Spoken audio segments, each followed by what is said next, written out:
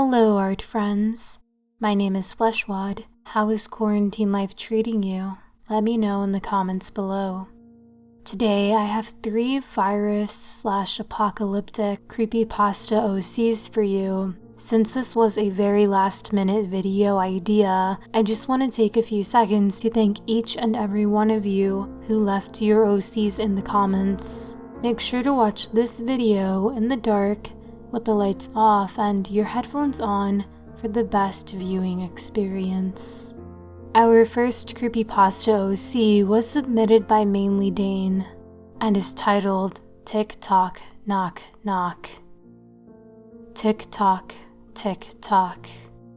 I sighed as I walked in circles around my room. My mom called me, so I went downstairs. Yes, Mother? I'm going to buy food. We're running out. Don't leave the house. I'll knock 3 times when I'm back. All right. And so she put on the masks we made and left. What now? I've been in this house for 2 weeks. I'm going crazy. We don't have internet. I can't leave the house. I sighed as I opened the window, climbing out. The streets were cold and empty. I walked around for a while, losing track of time. Soon I stopped looking at the time. Hours had passed. I ran home, knowing I'd be dead once I arrived. And as I went to climb on through the window, it was locked. I thought my mom had arrived home and was doing this to teach me a lesson, but the lights were all off. I could see through the window, but nobody was home. Tick tock, tick tock. I went to the back door. Getting in through the doggy door, I walked in and everything was fine. I was fine. Mother? Are you home? Silence, a sound I was used to by now. I soon fell asleep on the couch after checking all the rooms in the house. The next morning, I woke up to silence. It was odd because my mother often yelled at me to wake up. Mother? Silence. At that moment, I felt like I couldn't breathe. I fell to the floor. I needed help, but nobody was home. Tick tock, knock knock. That's the end of the story. I hope you like it. And remember, 3 times locked windows. Knock knock. Time's up. Our next creepypasta OC was submitted by BrookeKay. Name Emmeline Jones. It felt like forever since this all started. At first, none of us thought anything of it. It was just another flu. It would pass. But it didn't. The virus grew and grew, taking over one country at a time, brutally killing its victims. I was one of the people that got sick, but I didn't die. I wasn't that lucky. It started off with chills, aches, a fever, the usual. And then I began to lose weight at an alarming speed. I wasn't able to hold down any food. I spent my days in bed, a coughing mess. My eyes had become bloodshot and I was practically skin and bones. I would lay there, staring at the ceiling, thinking about the new updates on the disease. The virus is evolving. I could hear the TV from the living room.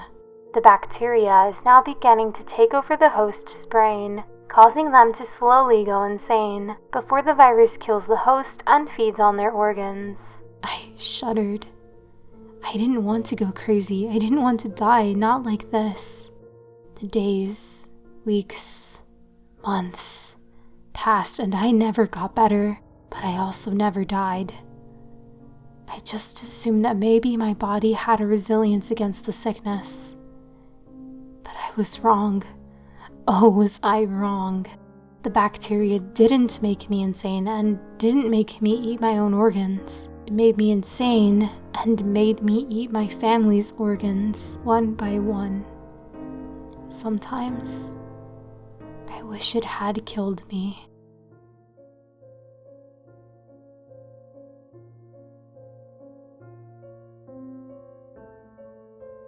Our next Creepypasta OC was submitted by cadenceorcs and is titled The Virus in Me. I can't stop them.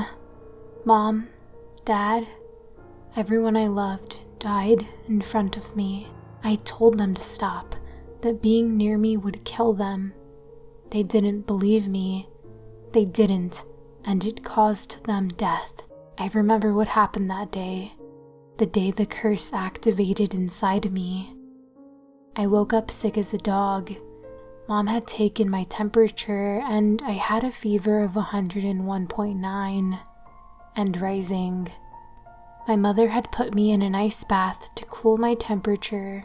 I remember falling asleep into what I originally thought was a nightmare. It was dark and my skin, it had veins that were visible and felt horrible. Then I heard my mom and I turned to see her running to me. "You're gonna be okay, sweetie. Mama's here," I heard her say, but something felt wrong as she got closer. "Mom, don't." She freezes and collapses, blood pooling out of her eyes. Everyone in my family did the same. Everyone ending up on the floor with blood pouring out of their eyes. I screamed until my throat went raw. "Wake up, baby, wake up." I opened my eyes to see I'm still in the bath. My mom was shaking me, with Dad by her side. "It's okay, it's only a dream," Dad had whispered, pulling and shaking me out of the bath.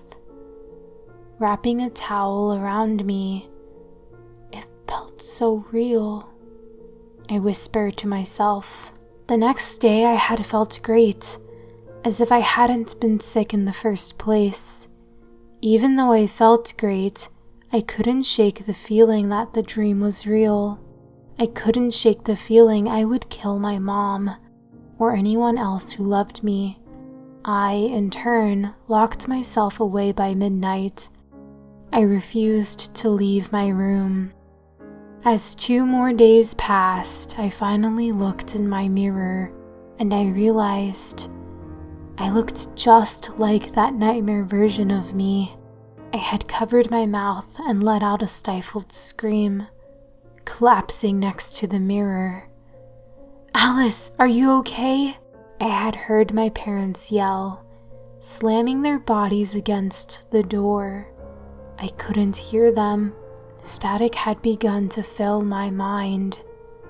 The static covered the sound of the door being broken and my parents running in. I didn't know what was going on until I felt the sticky substance on my hands. I lifted my head and found my parents with blood pooling out of their eyes. I screamed, knowing they will still be gone even if I try to help.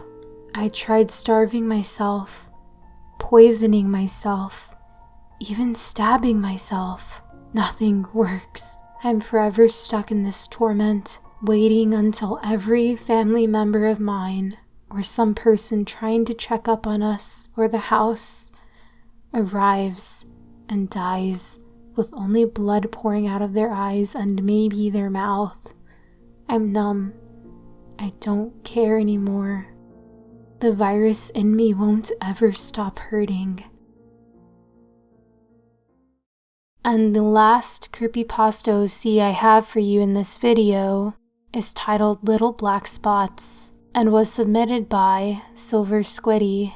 I woke up in a daze, my hair messy and tangled. I took a breath of fresh air. My throat was hurting again. I reached for my allergy pills but accidentally knocked them off my nightstand. I groan under my breath. I take my pills and get dressed. Once again, I go with the I'm depressed and socially anxious look. A black tank top, black jeans, Converse, and the Holy Grail, my simple gray hoodie. I grab my book sack full of worthless information about the history of the Romans, and papers upon papers of biology homework I failed to remember to do. I then grabbed my guitar for band practice after school. Since I'm obviously the best person to drive a car, I drive to school in an almost drunken state. When I get to school, I almost fall asleep in every class. I enter the room for band class, late. My friends Charlotte, Kyler, and Brock. "You're late again," said Brock while tuning his bass. "I noticed," I said back. We began practice. The room was really hot, so I took off my hoodie. "Hey, JJ, have you looked at your arm recently?" said Charlotte. Why would I began to say before looking at my arm. Little black spots began to appear on my lower arm. "What the?" Brock and Kyler said, almost in unison. I left in a hurry, forgetting my stuff. I ran to my car so fast I almost forgot to unlock it. After surpassing the speed limit, I drove to the hospital. I sat in the waiting room and looked at my arms. The dots began to spread up to my upper arm and neck. I looked over to a small child and mother, their faces warped and merged together, creating this monstrous being. I ran out of the hospital as they called my name for my appointment. I thought to myself in my car, is this a virus? A poison maybe? I snapped out of it when a man knocked on my window. I rolled down the window. "Yes?" I asked. "Just making sure you were okay. You were laying there for quite a while," he said. The longer I stared at him, the more his face melted away. I drove off in suspicion.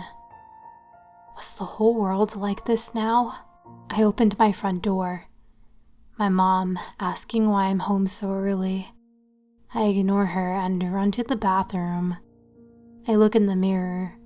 The dots were up to my face now, getting bigger by the minute. I ran to my room. I locked the door, quarantining myself. I felt the skin on my face getting harder. My mouth felt as if it was cemented shut.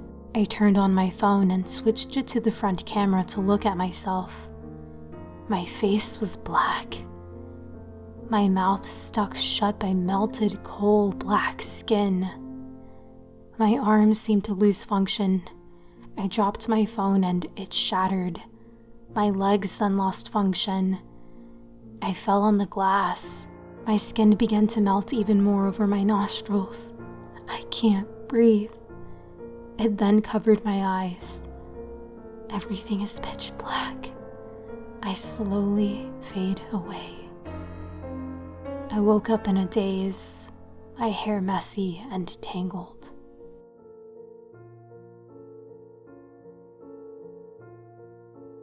Once again, thank you so much to every single one of you who submitted your OC. The next Creepypasta OC video will be uploaded on April 1st. Stay tuned to find out how to be featured in the next Creepypasta OC video. Thank you so much for watching, art friends. Stay safe out there and wash your hands. Until the next video. Bye.